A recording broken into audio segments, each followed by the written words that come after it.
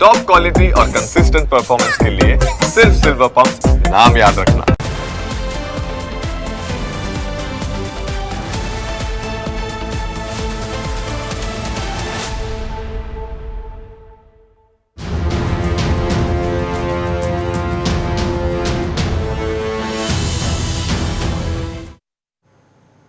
રાજકોટમાં Valentine week દરમિયાન boyfriend સાથે ભાગી જવા માટે નીકળેલી 15 વર્ષીય સગીરાની છેડતીનો ચોંકાવનારો કિસ્સો સામે આવ્યો છે.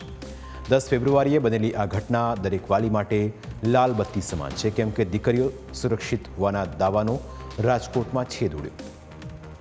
પ્રેમીની રાહ જોઈ પણ પ્રેમીએ દગો કરતા મુસ્લિમ રિક્ષા ચાલકે દીકરીની મજબૂરીનો ફાયદો ઉઠાવ્યો. સમગ્ર રાજકોટમાં ચર્ચા જગાવનારી આ ઘટના શું છે તેની વિગતવાર વાત કરીએ.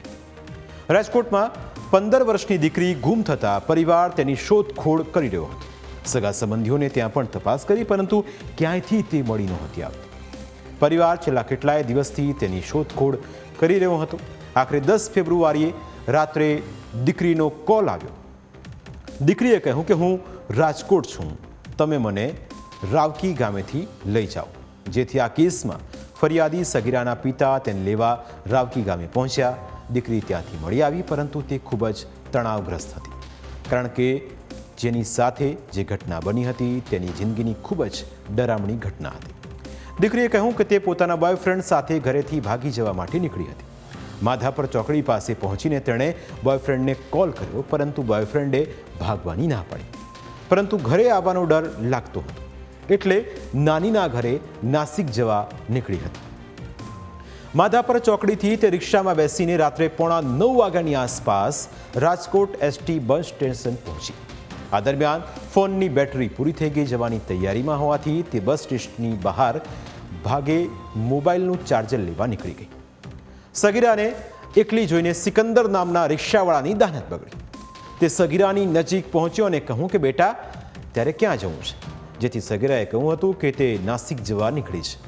આરોપી સિકંદરે તેને પોતાની જાળમાં ફસાવવા માટે એવું કહ્યું કે અત્યારે બસ મળે કે ન મળે, તું સુરત જતી રહે, ત્યાંથી નાસિકની બસ મળી જશે. ત્યારબાદ સગીરા બસ સ્ટેન્ડમાં પાછી આવી ગઈ અને સુરતની 2 થી 3 બસમાં ચઢી, પરંતુ બસ ભરેલી હોવાથી તે નીચે ઉતરી ગઈ. આ દરમિયાન રિક્ષા ચાલક સિકંદર ફરી તેની નજીક આવ્યો અને શારીરિક અડપલા કરીને કહ્યું હતું કે તું હજી કેમ અહીં ઊભી છે? જેથી સગીરાએ જણાવ્યું કે બધી જ બસો ફૂલ છે.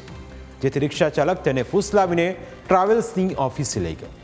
તેણે ટિકિટના રૂપિયા આપ્યા. સગીરાએ તેનું નામ પૂછતા સિકંદર જણાવ્યું, તારી 12 વાગ્યાની ટિકિટ કન્ફર્મ થઈ ગઈ છે તેવું જણાવીને સિકંદરે તેને રિક્ષામાં બેસવા કહ્યું. પરંતુ તેણે મોબાઈલમાં ચાર્જિંગ ન હોવાનું જણાવતા સિકંદરે ટ્રાવેલ્સની ઓફિસમાં ફોન ચાર્જ કરાવી આપ્યો અને સગીરાનો વિશ્વાસ મેળવ્યો હતો. ત્યારબાદ સગીરાને નોકરીની લાલચ આપવા લાગ્યો. આ દરમિયાન સિકંદરે તેણે પરાણે ચા પણ પીવડાવી. આ દરમિયાન સગીરા તેના મોટા બાપુના દીકરાને જોઈ જતા સિકંદરને કહ્યું હતું કે તમે રિક્ષા ભગાવો. આ દરમિયાન રિક્ષાવાળાએ તેને કહ્યું કે મારા ઘરે આવવું છે, તો સગીરાએ ના પાડી. આ દરમિયાન વચ્ચે ઓવરબ્રિજ આવતા તેણે રિક્ષા ઊભી રાખીને સગીરા પાસેથી ટિકિટ લઈ લીધી અને ત્યારબાદ મોબાઈલ નંબર પણ ડિલીટ કરાવી દીધો અને રાવકી ગામે ઉતારીને જતો રહ્યો. જે મામલે સગીરાના પિતાએ ફરિયાદ નોંધાવતા પોલીસે સિકંદર નામના રિક્ષા ચાલકને ઝડપી પાડ્યો. 10/2/2026 રાત્રિના આશરે 8:45 વાગ્યાના આસપાસ એક વ્યક્તિ જેનું નામ સિકંદર જુમાભાઈ માલાણી, તેણે એક બાળકીને જેની ઉંમર 15 વર્ષ હતી તેની સાથે શારીરિક છેડછાડ કરેલ, જે બાબતે એ ડિવિઝન પોલીસ સ્ટેશન ખાતે તેના વિરુદ્ધ ગુનો નોંધી તેને તાત્કાલિક પકડી પાડવામાં આવેલ અને તેને જેલ હવાલે કરવામાં આવેલ છે.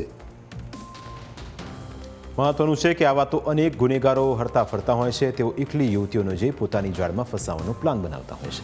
તેઓ પહેલાં વિશ્વાસ કેળવે છે અને ત્યારબાદ પોતાના મનસૂબાને અંજામ આપે છે. આવા સિકંદરોને કાયદાનો પાઠ ભણાવવો જરૂરી છે. પ્રાઇમ 9માં આજે બસ આટલું જ. ફરી મળીશું આપણે સ્પર્શતા મુદ્દા સાથે. ત્યાં સુધી રજા આપશો. નમસ્કાર.